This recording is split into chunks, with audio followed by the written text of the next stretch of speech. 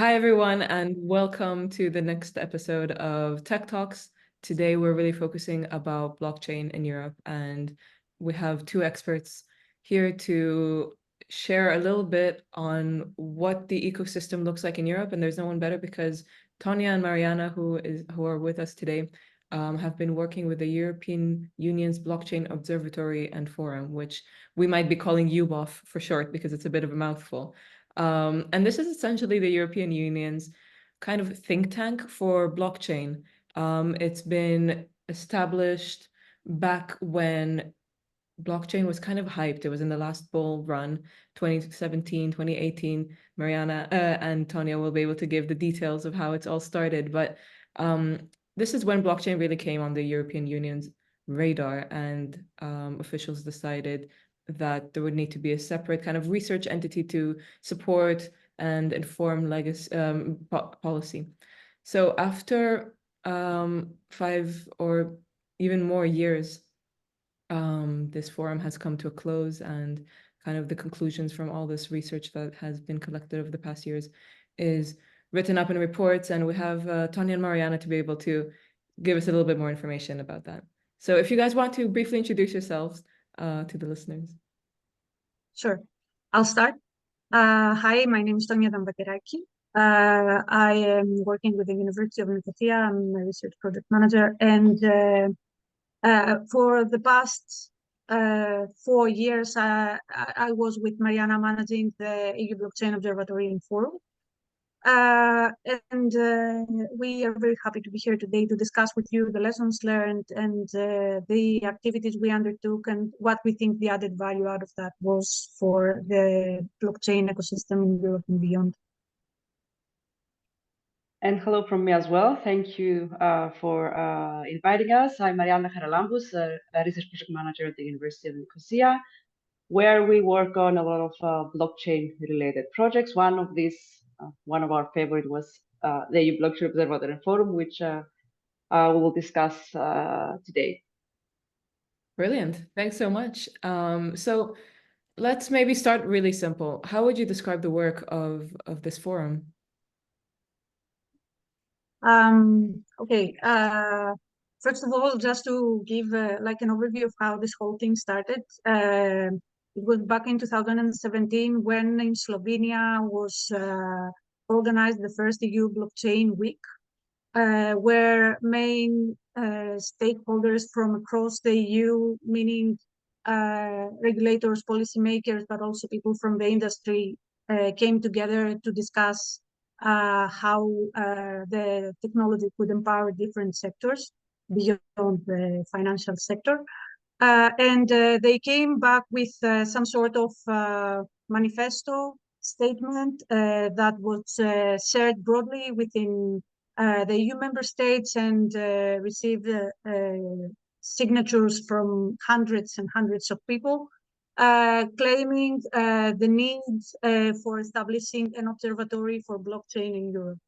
And the European Commission supported that and took the initiative with also the support of the European Parliament to establish the observatory. They came up with an open call for tenders describing what the requirements would be for setting up such an observatory in 2018. The first establishment of the observatory was in 2018 by consensus. And then there were 2 consecutive rounds of the observatory back in 2020 and then again in 2022, where the observatory ran for a full cycle of 5 years. The came to an end at the end of May this year, 2024. So the main pillars of the work have to do with the establishment of a community, actually building the forum aspect of the UBOF, as you said earlier. And it means that it's a platform to the people who are interested in the technology and are working in many different sectors and are trying to develop new products and new perceptions in order to exchange views, knowledge, and share with the broader public. That's one element. The other elements have to do with awareness raising, have to do with the organizations of events, workshops, webinars, to bring forth the most trending priorities and concepts that are under discussion or under the radar for many researchers in the area.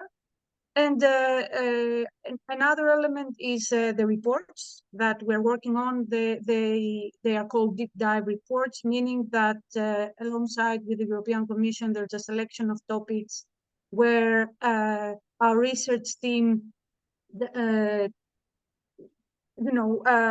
looks into what are the latest developments, what are the latest trends, what's the regulatory framework, what are the main aspects that need to be examined, and provides a deep dive report, including expert interviews, and providing some suggestions and some recommendations for the future.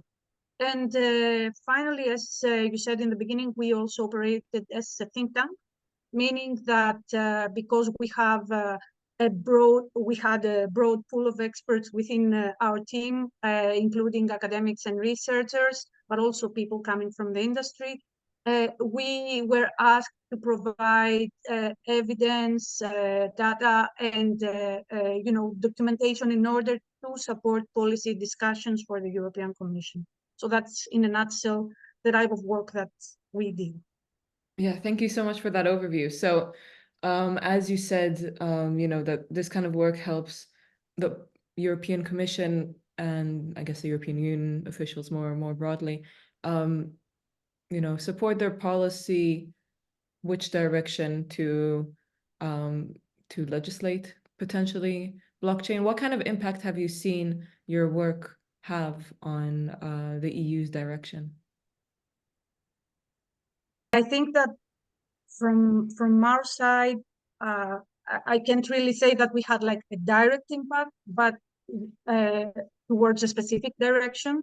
What we did was try to shed light to various use cases that at some point are not that well known, because the focus is mainly on the financial part of the technology, how the technology is being used in DeFi mainly and in cryptos. We have, I think, provided a lot of support with regards to what now the Commission calls virtual worlds. So we have supported them a lot in establishing these concepts that they have about what the world calls metaverse, and also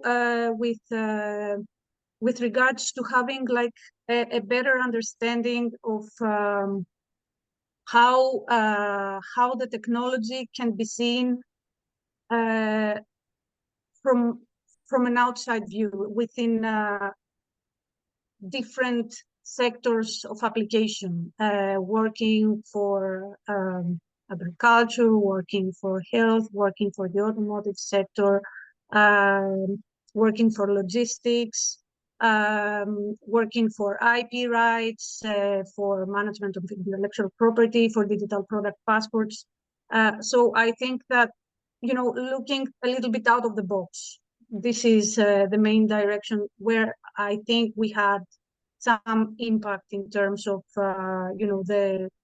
the policies that they have been examining and supporting. And would you be able to share a little bit about how UBOF was funded over these years? Yes, like I said, the whole thing has been done through a competitive process, through procurement or open calls for tender. The first round, like I said, was for 18 months, and it was, I think, the funding was, the maximum budget was 500K for 18 months. And it involved the setup of the platform, the development of the forum. I mean, it might sound like a lot of money, but practically, if you think of it as what has been actually developed, for 18 months, it's not that much. And then the second round was for 30 months. That was the round where we won the tender. Our consortium won the tender, and we started working on the observatory. Which again include the involvement of a lot of people coming from different types of sectors to support with their expertise the development of reports, the establishment of the community, the establishment of the expert panel, which is one of the things that we take a lot of pride on. And the third round was also, for the second round, I didn't say the budget, did I? It was around 800K, I think. It's 80, if I'm not mistaken. And the third round was again for 18 months, and it was 500K again. So it's about 1.8 million. For a total of about 5 years. Right. Which, to be honest, if you look at the amount of work that was done and the actual achievements, I don't think it was too much money, because the actual added value, because this is how you need to check whether the money was well spent or not. I think that there's a lot of things left as testament of the actual work that was done during the 3 contractual periods. And now that this, period for the European Blockchain and Observatory Forum, now that the work has been completed, where is the EU putting these kinds of resources?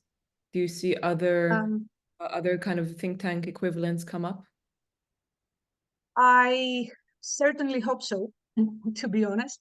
For the time being, what was done during the last contractual period was that we migrated the original platform that we had built into the Europa IWPP environment, where the Commission has stored all the information that we have, published through the years, and all the videos from the events that we did, and every single report and research paper that was published, they are all there.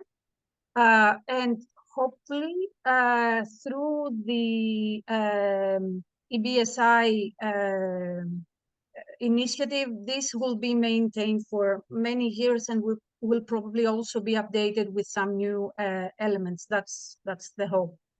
Well, maybe we can talk a little bit about the EBSI initiative, or EBSI, which is the European Blockchain Service Infrastructure.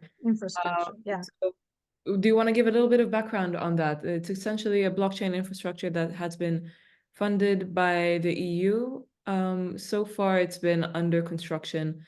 And I think only last month it was officially transformed into a political entity where EU member states will be able to actually take charge and ensure that this EU-wide blockchain is rolled out and available for citizens.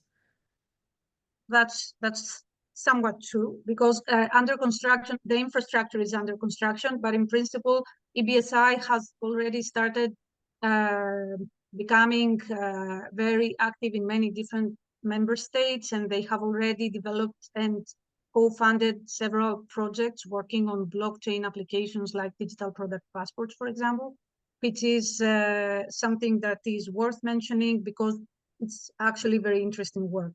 But indeed, Europeum, which is the new EBSI format officially, was initiated last month. There are already 12 member states that have co-signed the agreement of becoming actively involved. And there is, as far as I understand, there is an effort coming from the member states that are already in place working on Europeum to get more member states to become actively involved.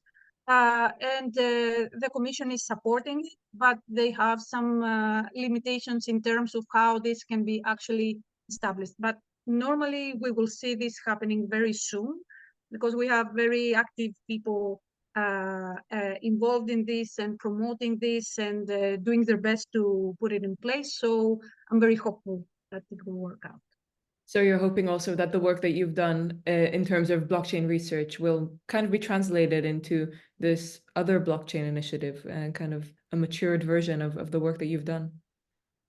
I sure hope so. I think that it's important that any work being done, especially with European money, is not just put on a shelf and not being used. The idea is to have a legacy, to what you do to be used by others and to be improved and to be enhanced. That's the whole point. We didn't just do the research or produce the reports just to deliver something. The idea is for this to be useful for others to progress. And if I may add, Tonia, I mean, when we were drafting the reports, it's exactly what we had in mind, that they were we wanted them to be accessible, and we wanted the European citizens to easily understand the topics that we developed the reports for. So yeah, we do hope that that the UPOF set, let's say, the foundation of what's going to come next. So let's talk a little bit about the fruits of your research. I'd love to hear a little bit about how you've seen the blockchain industry shift over this period in Europe, I guess. I think Marianna should take the floor. Yeah. Yes. Yeah. Well, yeah, because this is directly related to our ecosystem report, the blockchain ecosystem report. I think this is our flagship, let's say, report. We first published it in 2020, if I'm not mistaken. What we did, we wanted to we created like a fact sheet of each European country, plus some other countries. We did one in 2020. We did an updated version in 2022, so we can update the data and the information. And the third version was published last month, where we have analyzed the 27 EU member states, plus Norway, Liechtenstein, the UK. I'm forgetting someone. Again, Ukraine for the first, Switzerland, yeah, and Ukraine for the first time, and Norway, yeah. The first time Ukraine, where we collaborated with the government of Ukraine for this. So we did an analysis on two aspects. The first one was on the regulatory maturity, and the other one was on the ecosystem maturity of each country. Academic initiatives, companies established, blockchain companies established, etc. And we definitely saw an improvement. We saw a significant increase in the companies, the blockchain startup industry, an increase in the funds raised. Part of our analysis, we did like a matrix where we set each country according to their maturity level. We saw that a lot of European countries are leading, both in funds raised and in companies established in the countries like Germany, Estonia. We have seen Malta, Lithuania, Cyprus, and UK and Switzerland. I think these are the countries that were the most developed in terms of blockchain ecosystem. And what about France? Oh, France, definitely. Yeah, I skipped France. France was also, and I think France was among the countries with the biggest amount of funds raised. I think it was approximately 2 billion. And the UK. Time? Sorry, I didn't hear you. Billion raised over which period of time? It's in recent years. Like I think we got the data from Crunchbase. So I think this is from 23, like I think. 23, yeah, 23, or maybe even a bit more, yeah. Okay, so can we talk a little bit about what makes a country mature in its blockchain ecosystem? What is kind of the checklist that a country needs to make sure that they have if they want to attract a successful blockchain industry? Yeah, I mean, we definitely, I think we saw a pattern. I will take Cyprus as an example, because in like 2019, the government did, let's say a blockchain-friendly regulation, introduced a blockchain-friendly regulation. And at the same time, with the government, we had the University of Nicosia that is, established the world's first degree on blockchain, and did a lot of things, try to promote the technology. So, and we, from the government's favorable view on blockchain, we saw a lot of companies coming to the country. So I would say it's three mainly aspects, like government support, favorable regulatory framework, academic initiatives, and definitely the ecosystem, community, and startups and company established in each country. Tonia, I don't know if you want to add anything. No, I think that these are the common denominators for most of the countries. If you look at those that are characterized as, the pioneers in terms of attracting funds for startups on blockchain and cryptos, you would see like Cyprus is one, you would see Liechtenstein, you would see Switzerland, you would see Malta, which makes absolute sense because they combine all that Marianna said: a favorable regulatory environment, a welcoming government, providing support to establishing startups, providing them with a lot of financial initiatives and support, and the broader ecosystem, like having an already established community where you have meetups, where you have informal and formal events taking place. I think it pretty much makes sense. And also the fact that they have universities and research organizations working on the topic and, amplifying the technology in different research projects. This is also key. I think it makes a lot of sense. And now the regulatory ecosystem in Europe is changing with the markets in crypto assets regulation about to come into force. It's beginning to come into force with rules for stablecoins by the end of June, and then the rest of the kind of crypto asset service provider rules will be coming into effect from the end of this year, the end of 2024 onwards. So what kind of changes are you expecting to see in the way countries are handling their blockchain ecosystems? Do you expect to see any shifts on the information you've just shared?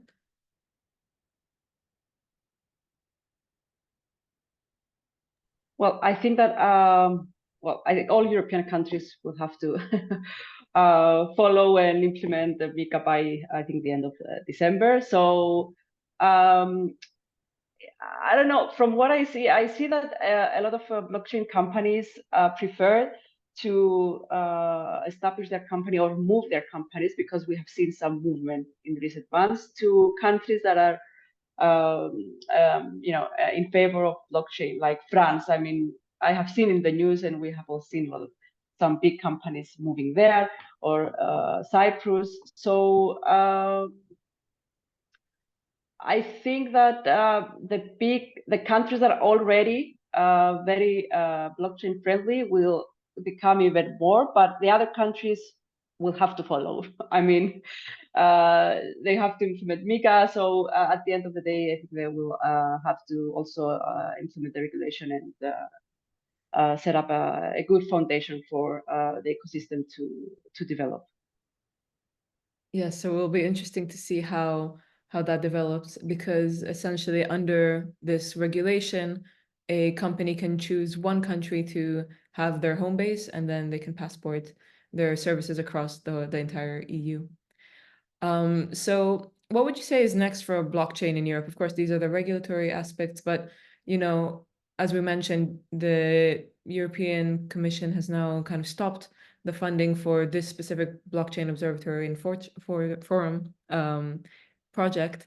Where do you think these resources are going into next? Is it perhaps artificial intelligence, which is kind of the next big tech hype?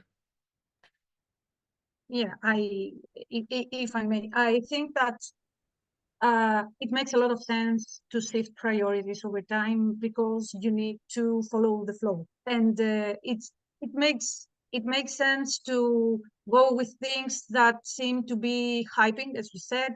And AI is, of course, the next big thing. It's not the next big thing; it's the now thing. So I totally understand the hype. I totally understand the need to also try and look into how you're going to regulate this, how you can deep dive into the different applications, how you can assess the risks, the implications, the impacts, because it's something that is more hands-on in terms of actual results that you see on your everyday life. And it's something that it's easier for anyone to understand in the sense that you push a button and you get some results immediately, while with a technology like blockchain, this is an underlying thing that you have, and you only get to see some results that you don't really understand in connection with the technology per se. So I think that AI for sure. I think that another thing that is very important is the virtual worlds element, and what the Commission has focused on in a communication that they published last July, which is called Web 4, which has to do with internet governance, which I think is very proactive from their side to start looking into that. And I think it's a very good thing to, even invent something that has not been in place yet in order to, start pioneering on a policy level. I like that. And also I like the fact that they took the initiative to start regulating AI to some level. This is like the first ever thing to be done to this end. I think it's a good thing that it's happening. With regards to blockchain, I don't think that the technology will be forgotten or we will be left behind, because it's a useful one. And the good thing with all key enabling technologies is that they can all converge into with other technologies into bringing more added value for the people, because as we have discussed in other occasions, we are not looking into a technology just for the sake of the technology, just to have more developments, more upgrades, more updates, more features. It's what the actual impact of the technology for the people. So I think because we have seen a lot of elements of blockchain being used for good, and there are many, many examples that we can discuss if you like. I think that there is future for the technology, and there are other initiatives that will keep on going, involving the technology on its own or in convergence with other technologies. So I don't expect that it's something that will be left behind. I also think that even with the focus on AI or on virtual worlds, because blockchain will be the underlying technology to support this, we will still have a focus on this, and it will still be a priority, even to a lesser, but still.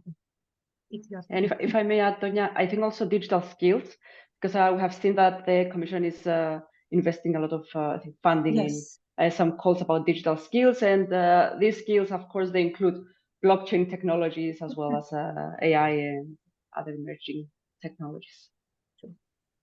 Great. Well, on that note, I think it makes sense to see, your journey from back in 2017 following the blockchain industry to now this kind of decisive moment for blockchain in Europe because of new regulations coming in and all these political shifts, as well as, we have just had the EU elections. The next mandate is coming in with a focus potentially more on, metaverse, which has been prioritized recently. So we'll see how that all goes.